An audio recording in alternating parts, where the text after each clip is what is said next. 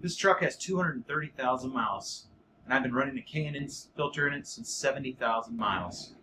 When I pulled the engine at 210,000 miles, the shop said the cylinder walls and the cam bearings still look brand new.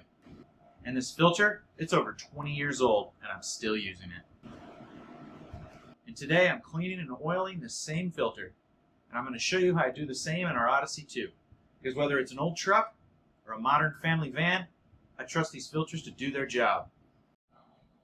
So this is the filter I bought back in about 2003. It is 2025 now, so it is 22 years old. Let's make this thing look new again and reinstall it and reuse it. I have not bought a filter for this truck the entire time I've owned it, other than this one here. That just kind of blows my mind. I remember buying this in high school, thinking, wow, this will be the last filter I own for this truck. And sure enough, let's make it look new again. All right, and you can see I'm also in the middle of an oil change too, just kind of getting this thing ready for a trip. So this thing I've talked about in other Odyssey videos is it's broken here, otherwise there's a clip. So this one's it just holds itself in. I just lift up on it. This whole piece comes off. And then there's these little clips like this. There's one here, one there, and then there's another back here. There's also a sensor that you have to disconnect, and you just push this little tab and pull it out. Then there's a little piece of the harness that you got to pull off of there, and then the filter box comes straight up. Now it's got two little tabs that engage down at the bottom. You just pull the filter out just like that, and that one is filthy looking. So it is definitely ready. And in case you're wondering too, I do have a battery charger on it, and onboard for the winter time. So let's go get to cleaning these filters. All right, I got the K&N recharger kit. It comes with the K&N filter cleaner. I'm gonna put that out, and then also the filter oil, and I'm gonna show you how to apply that. The trick is not to apply too much. I've never had a mass airflow sensor issue or anything, honestly. So people you're putting too much in. So the first thing you want to do is go ahead and spray this stuff on there. So this helps kind of break up all the stuff. I like to get it real coated.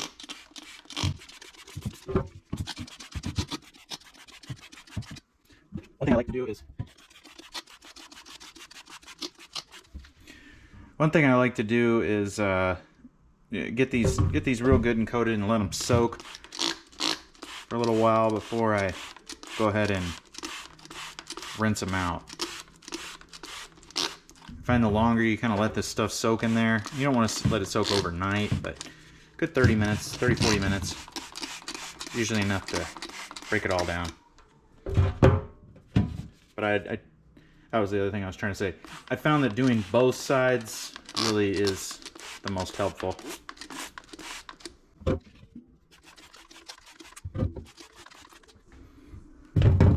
All right, let's let those sit. Now this is the oil I've been using on this truck for all those miles. They came out with a 15,000 mile interval first, and then they later on came out with a 20,000 mile. Now I really love this oil for this truck. But I wouldn't use it on anything real modern and go 20,000 miles, or even 15 or 10,000 to be frank with you. Anything with direct injection, cylinder deactivation, or anything that changes the timing on the fly, those type of systems, you need them performing to their best. If they get any type of blockage whatsoever, it's in game. So also direct injection, there's a lot of problems with that, and it can cause excess carbon buildup. Same with cylinder deactivation on the Odyssey as well. So I wouldn't recommend it for a modern vehicle, but older vehicles, it's a great oil. And I was religiously going 20,000 miles. And it's really weird to me now to change the oil at 5,000 miles. But, you know, it's just the way it is now again. So.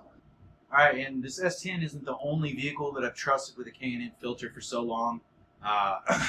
Prior to one of my next cars after I bought the S10 was a 2005 Volkswagen Jetta.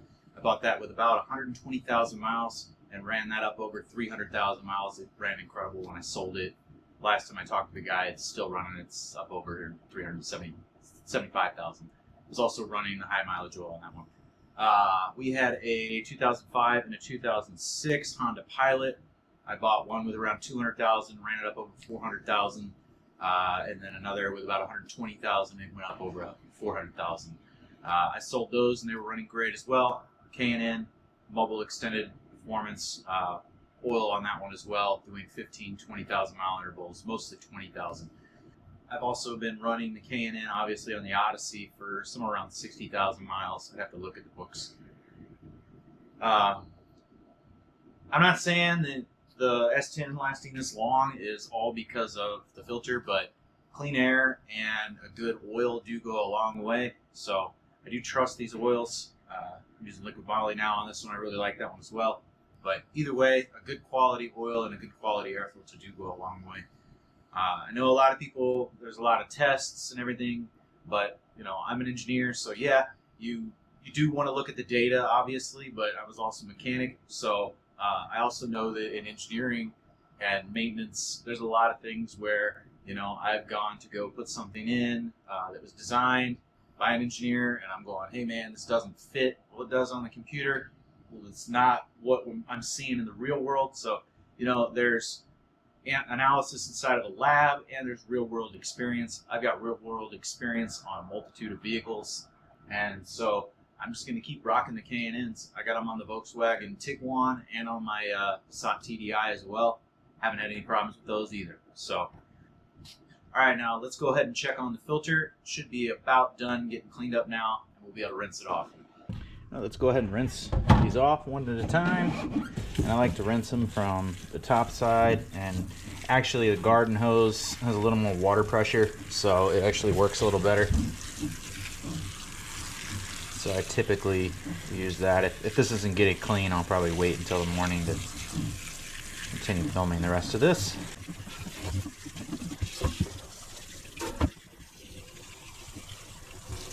Now you are going to want something in your drain to catch any large particles if you're doing this inside.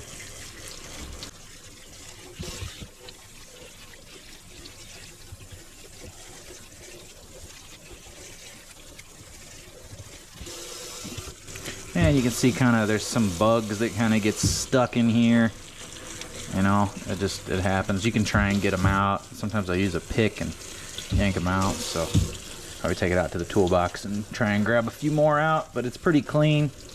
You know, it's always a bit of a trip to me every time I'm doing this, because I cleaned this when I was in high school, you know, and now I've got kids in high school and college, so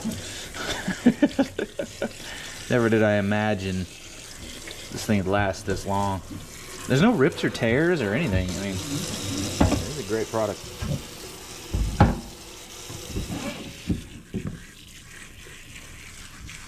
I was going to mention too, I'm not sponsored by K&N or anything like that. I'm just telling you my personal experience. I really love these filters. So would I love to be sponsored by K&N? Sure, but even if they don't want to, I do like these filters.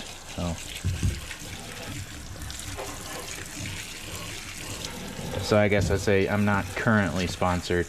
K&N, if you want to reach out to me, be my guest, I'd be more than happy. Not because I just want to make money with you. I genuinely do like these products. So. This one's filthy. Look at all the nastiness that's coming out. And really, these things do work better when they get dirtier and dirtier. They filter a little bit more, but you know, with summertime, doing a lot of traveling or anything, you want to get the best mileage you can. Might as well get it clean.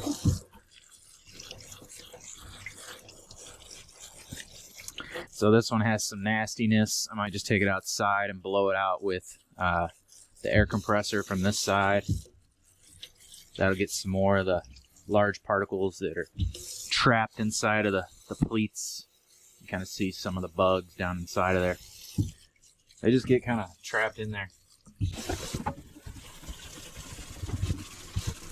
I'm kind of trying to do it at different angles to see if I can work it out. Sometimes you can, sometimes you can't. I only do this like once a year, so I hardly ever drive the S10, so I don't know when. I kind of do it whenever I whenever I check the filter and need to. Alright, I'll take them outside. Try and knock some more of the stuff off there. And one more thing I forgot to mention about the S10, when I took the block up to a machine shop, I had pulled the motor and torn it down, and the guys at the machine shop were just so blown away. They said when they hot tanked it, after it came out of the hot tank, they just cleaned the cylinder walls just really lightly, just polished them to get a little bit of the oil, coatings and everything on there off. But they said all the hash marks were still there. There was no scoring or anything. The cam bearings, I had them change them because I was going to be powder coating it, but they were like, the cam bearings are still in spec. You don't need to change them. I was like, 210,000 miles? Come on, man. Like, I'm just going to change them anyway. We're already here. But, yeah, it really blew me away. It blew them away, too. So, the next thing I need to do is go ahead and take these filters. I'm going to go and take them outside. And I'm not going to record this. It's dark outside right now, but I'm going to take them and I'm going to blow with my blower through. You can use compressed air or a blower if you want. Really, you don't have to get all of it out if you don't want to. I mean, there's just a little bit of grass and stuff. I've even just taken a pick. I'm dropping a bunch of water on the electric blower. I'm sure that's great. I've even taken just like a pick and reached in there and just tediously pulled stuff out. So there's other ways to get the stuff out of there. This is just the fastest way. And it's going to dry them real quick. I'm going to let them dry overnight as well, just to let them completely dry up before I oil them. All right, and as you can see, there's still a bunch of crud down inside of here, so I can just kind of take a flat blade screwdriver and kind of pull it out, throw it away. And some of you are like, this is just too much work for saving a filter. I know.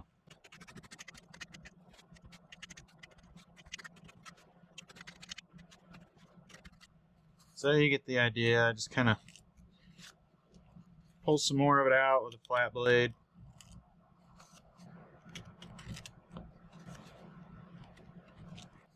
I'm going to keep working on it. It won't take too terribly long. Alright, going to work all the way through. Got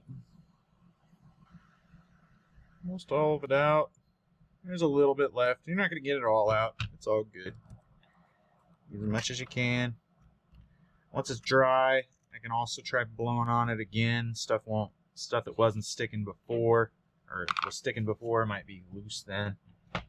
So now I'll do the old 200,000 mile filter. This is the S10 filter. And yeah, I've been doing this with this for 20-something years, so. This one doesn't get quite as bad. I clean it a little more regularly. You can see there's still a little bit of pieces in here. Again, I'm going to let these dry overnight before I install them. Go ahead and try and blow them out in the morning a little more.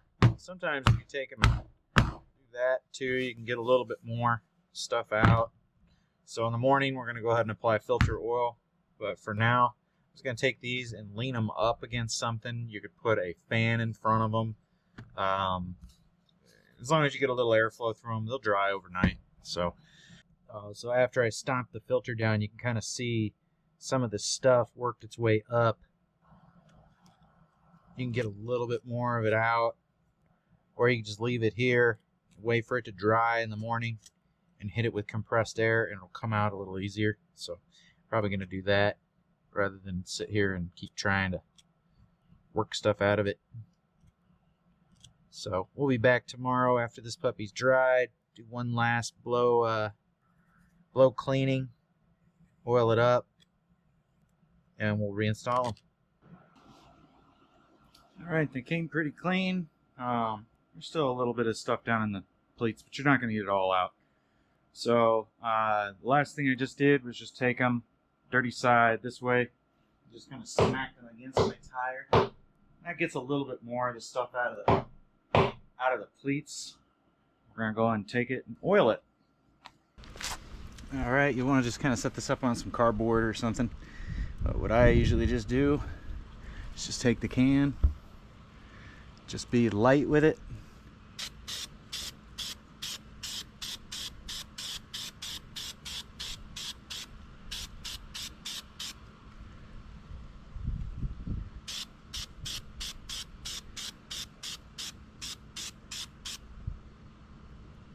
You want it to kind of start turning red.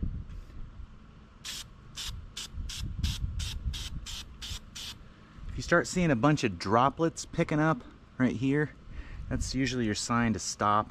That usually means it's kind of saturated.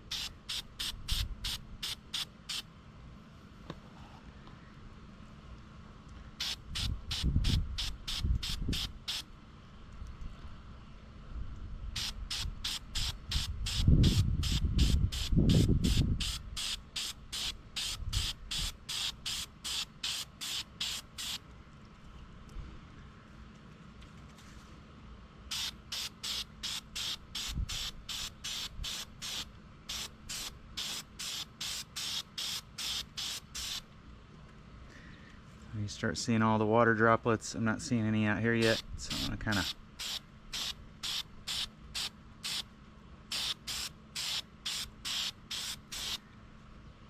just kind of lightly go over it. And you'll start seeing a heavy amount over here. We're gonna wipe a lot of this excess up. That's okay. You just kind of want to get it good and coated. We're gonna let this set in for a while as well, and it'll absorb all through it. You can kind of look and open the pleats, and you can kind of see where it didn't quite coat. All this stuff is going to work its way in. I can kind of come and hit it at an angle as well, like that, and then come the other side, and that'll work some of it down in the pleats.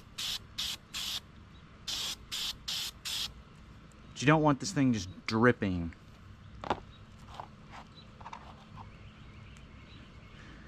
Alright, let's do this one.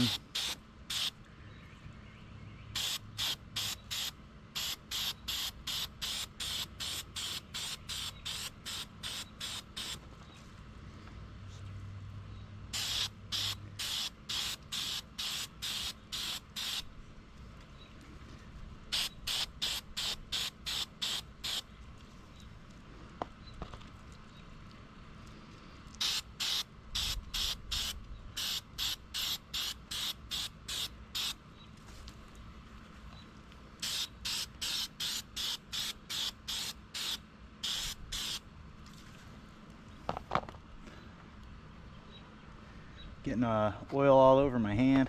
Go grab some rags or something.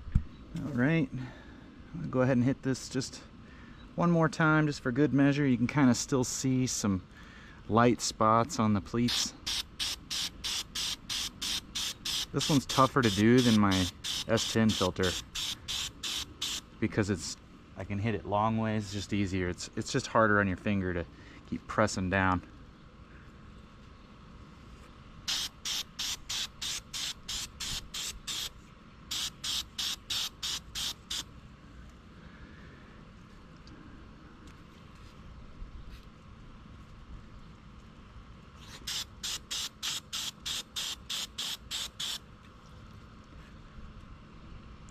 Alright, so it's pretty evenly colored all the way through. I'm going to let that just sit. I'm going to bring them inside. I'm not going to let them sit outside.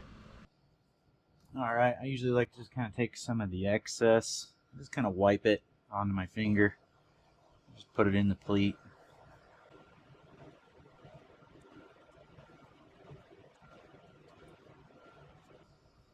And you don't have to get it all. You don't have to do this either.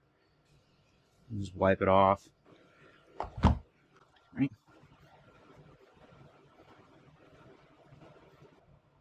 All right, so you see inside now, you kind of see the water droplets.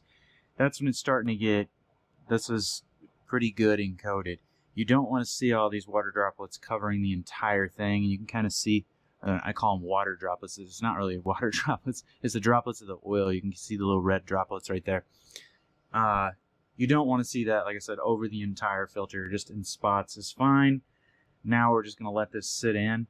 I'm going to take these filters and actually take them and set them vertical so that any excess will kind of run down, obviously. This one actually is installed downward, so all the excess goes to the bottom, which is, it's kind of nice. Probably one of the reasons that car doesn't, the truck doesn't have a mass airflow sensor, but again, I still haven't had a mass airflow sensor issue with these, so. Alright, I'm going to let those sit for a little while, and then we're going to come back out and wipe them off around the edges real good, kind of dry them off. I'll be back. Alright, now at this point, it's sat for a while, so the oil, the filter oil, has had a chance to really like soak into the fibers. And what you want to really look for is any of those little droplets that are hanging out. And I always just kind of take a paper towel and just pat the filter, especially on the side that faces into the engine. Just kind of pat it and get any major excess. I didn't, like I said, I didn't go super heavy, but you just want fairly even light coverage. You don't need to get these things soaking wet. That's where everybody makes the problem, is they get them soaking wet. They just need a little bit of moisture to catch the dirt. So I'm just going to go around it and wipe some of the excess around here. You just don't want tons of excess hanging out.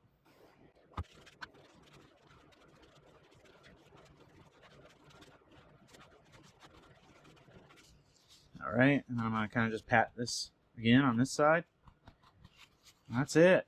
It's ready to install. Just kind of go around it and get a little bit more of the excess up. I can get a clean rag or a clean paper towel. I just like using the paper towel. Easy to toss them.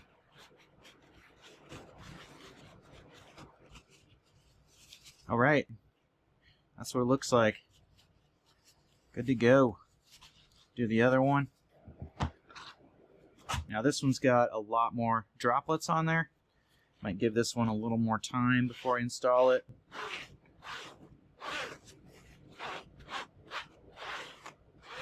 Come back over it.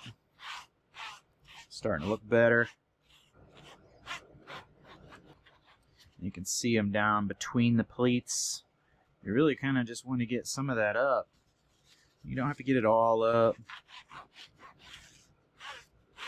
But you don't want these things overly saturated. I really think that is why people have problems with mass airflow sensors with these. They saturate them and then they don't dab up some of the excess.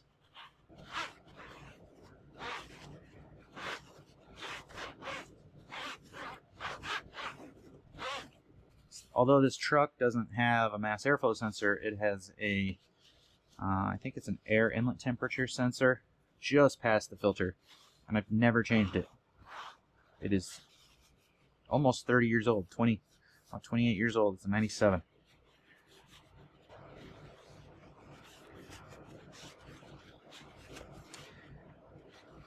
Alright.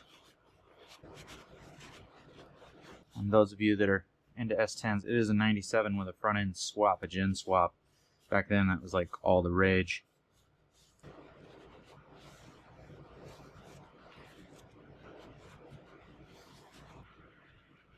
Swap over the 98 plus front end. I did that when I was in high school with my little brother in our driveway. Oh, I'm sure my neighbors love me.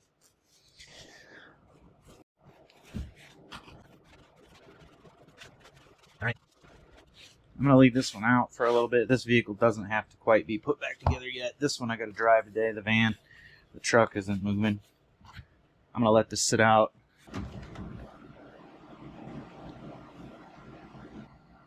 There's a little bit down inside of here that I gotta grab quick. So there's like a little puddle down in here.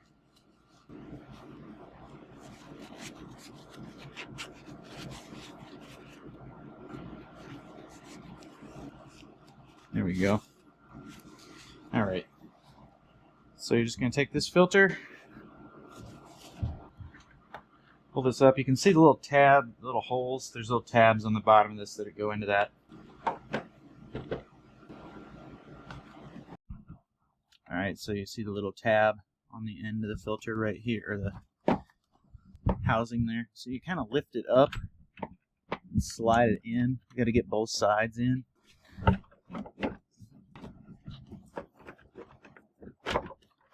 Get this charger up here. There we go. So you got to get it up and then slide it down into it, and then this will align. That's when you know you can clip it. Alright, so then there's the other clip right there. Get that one there, that one there.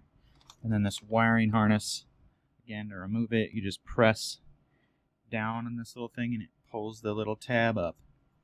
So to put it on, just put it on until it snips or snaps into place right there. And then this little piece sits down inside of there, just like that. And then we can put this back on. Charger and put it up. I would take this off, but then I got to reset the battery and do all that stuff, so I'm just going to leave it in here all year. And I'll probably do a video on how I installed this. It's kind of janky, but it works. There's an extension cord in here, and then I ran it out through the grill. So I just have a plug right down here to plug it in. It's really nice in the winter.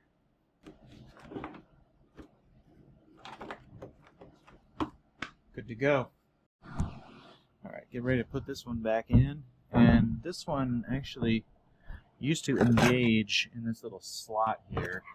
So this piece right here slide down in this little thing, but it doesn't really slide down in there great and stay very well. It's doing it now. But you can kind of see that it doesn't want to go in there. I went with this style is to drop in because it literally just has airflow straight through the core support, through the grill, and straight in. So, you know, rather than have a filter sitting down in here sucking up hot air. So I don't have a ton of little water droplets. I keep calling them water droplets. I don't have a ton of little oil droplets, filter oil droplets all over this thing. They've all kind of soaked in. Go over it one more time. Okay.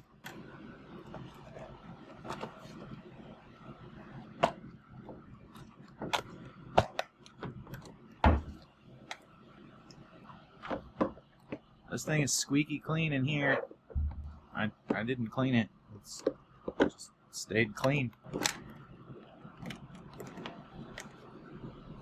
So you take this little thing and just slide it into it like that. Take the little clasps like that. And this just drop down in that slot that we had it in.